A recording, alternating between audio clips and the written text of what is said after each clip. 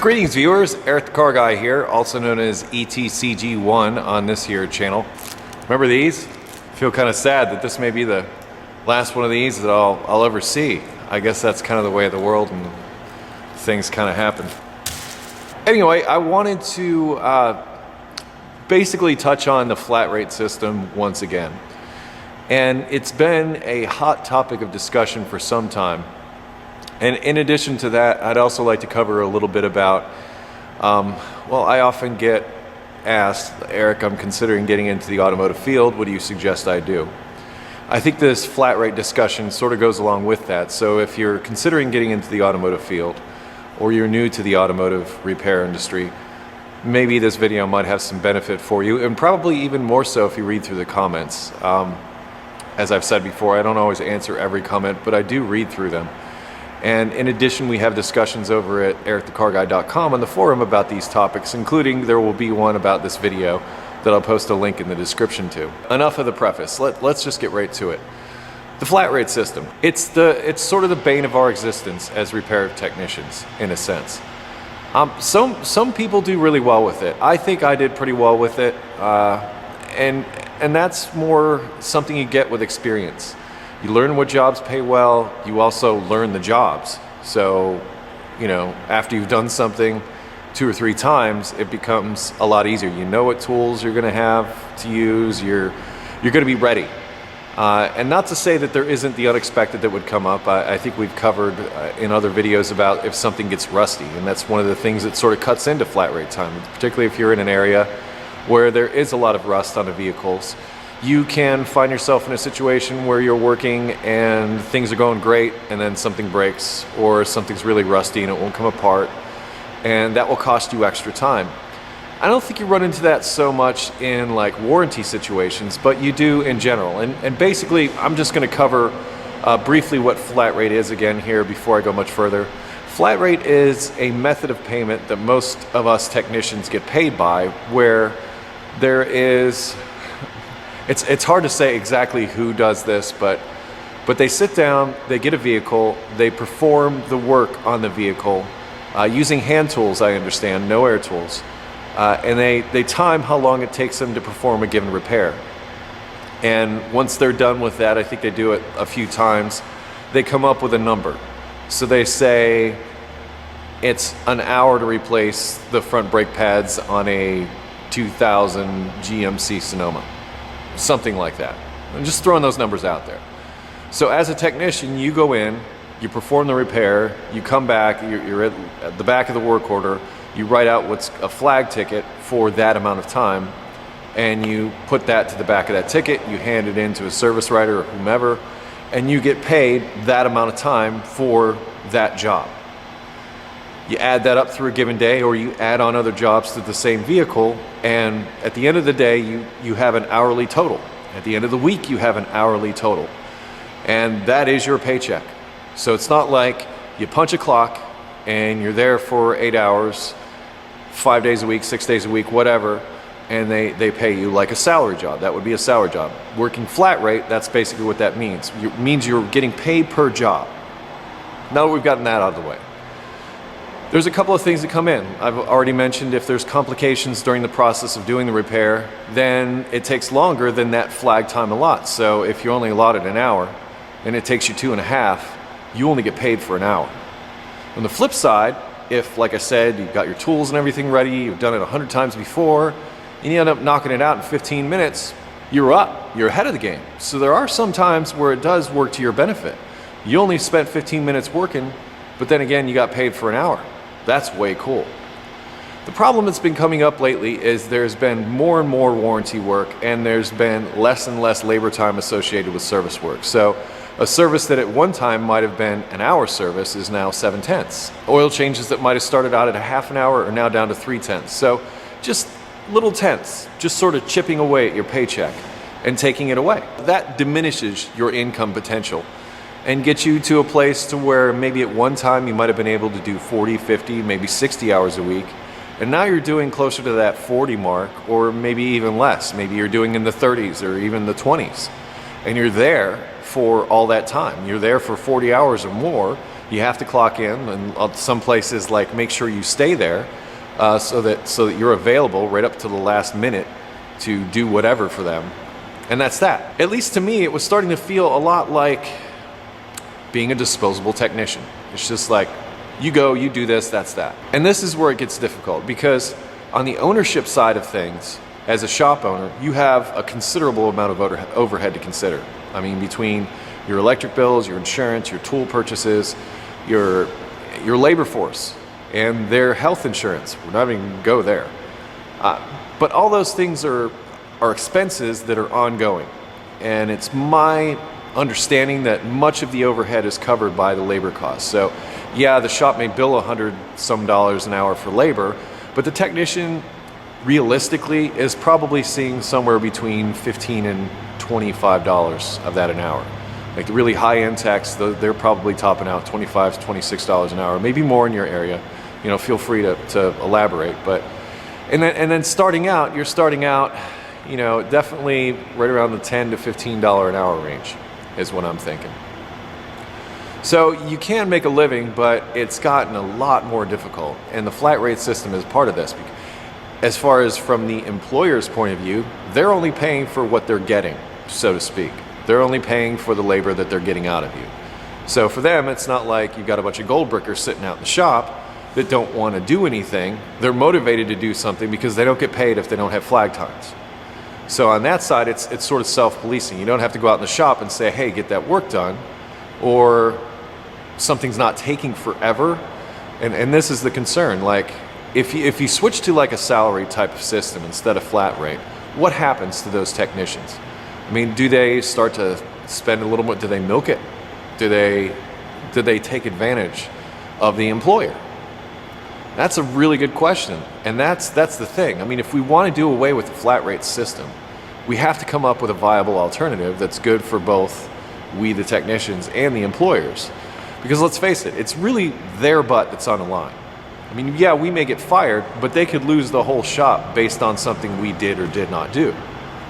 So they assume all the risk. Their name is on the door. Salary may not necessarily be the answer, because there are some people that might take advantage of that. There are people that take advantage of the flat rate system, maybe billing for things that they didn't do, or padding times, or what have you. So this creates a whole other argument, and I hate to say this, especially to you guys coming in, but not all technicians are on a level, and not all technicians are honest, and not all technicians do the best that they can possibly do. Some technicians are flat out lazy and should not be working in the industry. Don't respect it. They just do it. They do it because it's their job. Some of us do it because we love it. We honor the profession. We honor what we do. Others, not so much. Different strokes for different folks. But the problem is if you are in the same shop with these people, and you have to work with these people, and you have to deal with their comebacks and all those kinds of things, there's so much here beyond the flat rate, and that weighs into it. It's almost an insurmountable thing to try and tackle, because there has been some debate for some time about this very thing. But I'm going to come out on the record and say that if anything is going to change, it has to change with the technicians as well as with the employers. I mean, we have to give them something, some kind of assurance that they're going to get the work that they're paying for from us, and come up with a pay system that's fair to both parties. And that's not necessarily going to be easy, so I'm totally open to your suggestions on this. So feel free to please post in the comments about what your thoughts on an alternative to the flat rate system may be, and how that may look, and how that may play out. Because it's an important question.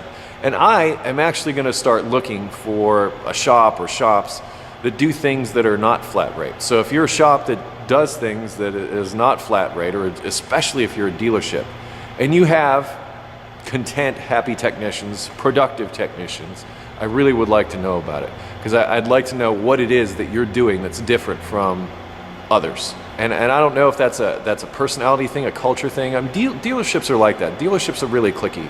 They are like little cities, little societies in and of themselves.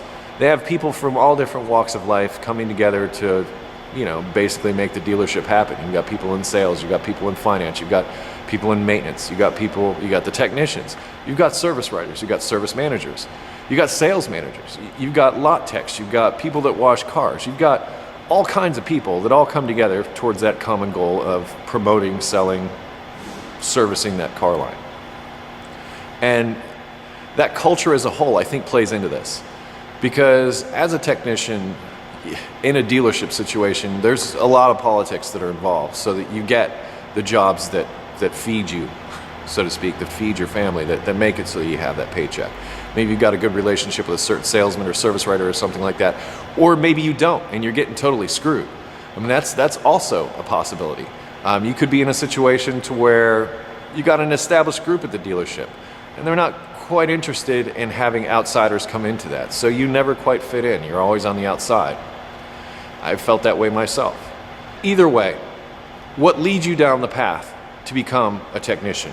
You really enjoy the work. You really have to enjoy the work, because it's not easy work. It's physically demanding. Oftentimes you're working at extreme temperatures, either too cold or too hot, and having to deal with very stressful situations where people need to get where they're going. So there's often a time contingent involved. It's a very stressful occupation in so many ways. And we've talked about what it does to your body as you get older. So you're really going to have to love this in order to do this, or really hate what you're doing to get out of that and into this. So to you technicians that ask me those questions, you say, you know, what advice can you give me?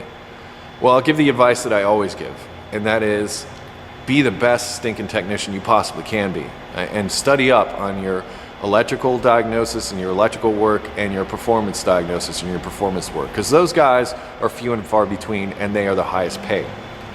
But let's be realistic, we're not all cut out for that. Some of us are just really good at taking things apart and putting them back together. That in and of itself is a certain talent.